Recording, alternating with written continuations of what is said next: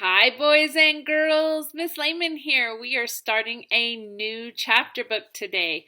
It is called Dexter the Tough, and it's by Margaret Peterson Haddix. Is Dexter really a bully? I guess we'll find out. Chapter 1. Dexter hated his new school already. It was only his first day. Barely his first hour. So far, Dexter had decided that he hated the principal, the school secretary, and the janitor. He hadn't even met the janitor yet, but he hated him anyway. The janitor had made the floor so shiny and slick that Dexter slipped on it, falling right in front of a bunch of other kids. Dexter hated those kids too. They laughed at him. Now he was standing in front of his new fourth grade class. A sea of staring eyes.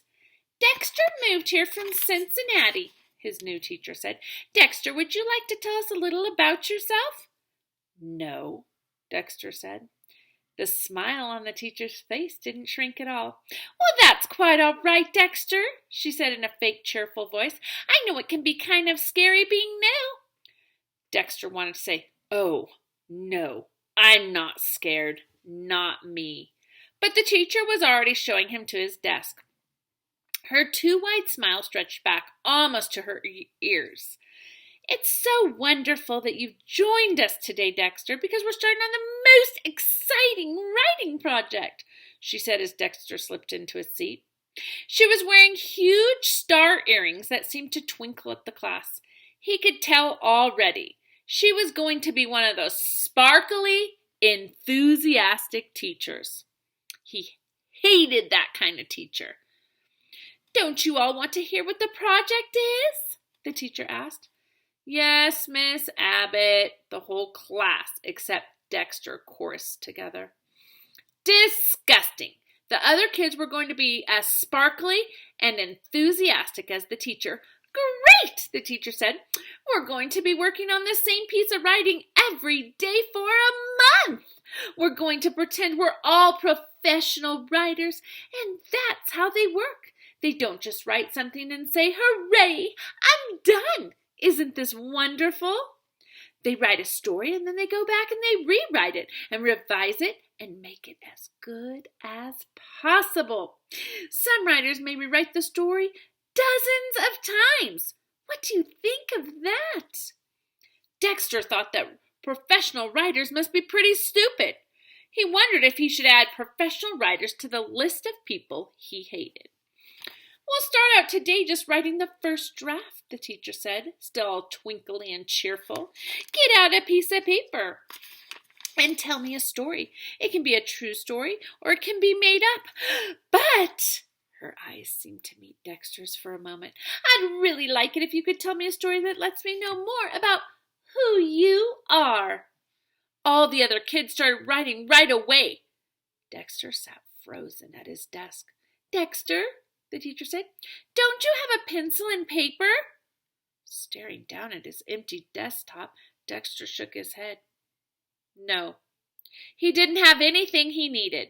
Oh, that's okay, the teacher said, slipping a pencil into his hand and sliding paper onto his desk. I'll send a note home with you tonight to let your parents know what school supplies to buy. Dexter clutched the pencil so hard he was surprised it didn't snap in two. It's my grandmother, he blurted. Excuse me? The teacher said, and for the first time she didn't look sparkly or twinkly. She looked confused. You have to send a note to my grandmother, not my parents, Dexter said, the words coming out in a rush. I live with her now. All right, the teacher said, no problem. Let's get started writing, okay? Maybe it was no problem for her, but now there was a huge lump in Dexter's throat, which made it hard for him to swallow. It kind of made it hard for him to breathe. He stared down at the blank sheet of paper on his desk. Every other kid in the class was writing like crazy. He could hear the pencils racing. He saw one girl already flipping over her sheet of paper to start on the second page. Dexter couldn't even remember exactly what he was supposed to be writing. Something about letting the teacher know who he was. Fine. He could do that. He gripped the pencil and printed, "I'm the new kid. I am tough." He put the pencil down. "Some of you who finished early might want to start your revision process now," the teacher said from the front of the room. "Add details, descriptions, examples." Dexter picked up his pencil again. His hand shook a little as he wrote, "This morning, I beat up a kid." It was kind of scary seeing those words in black and white. He stared down at his paper, and the words seemed to stare back at him. He put his hands over the paper so all he could see was one sentence. "I am tough. I am," he told himself. "I am. So there." "All right, everyone," the teacher said. "Make sure your names are on your papers and hand them in, even if you aren't done. Marliza." A girl in the front, who'd started waving one hand in the air, abruptly put her hand back down. Someone behind Dexter poked him in the shoulder and handed him a stack of papers. Dexter stuffed his own paper in the middle of the stack so no one would see it. Then he handed the whole stack to the kid in front of him. Dexter's stomach churned as he watched the teacher's hand gather all the papers together. Her long fingers smoothed the ragged edges, making the pile neat. "I'm so excited to start reading these," the teacher said. "It's almost time for recess anyhow. I'll let you go a few minutes early to reward you for all your hard work. And when you return, we'll begin workshopping." Why did I write that? Dexter wondered. Why? His hands itched to grab his paper back before the teacher saw it. But how could he do that? What would he tell her? The paper was lost to him now. The teacher was holding all the papers too tightly.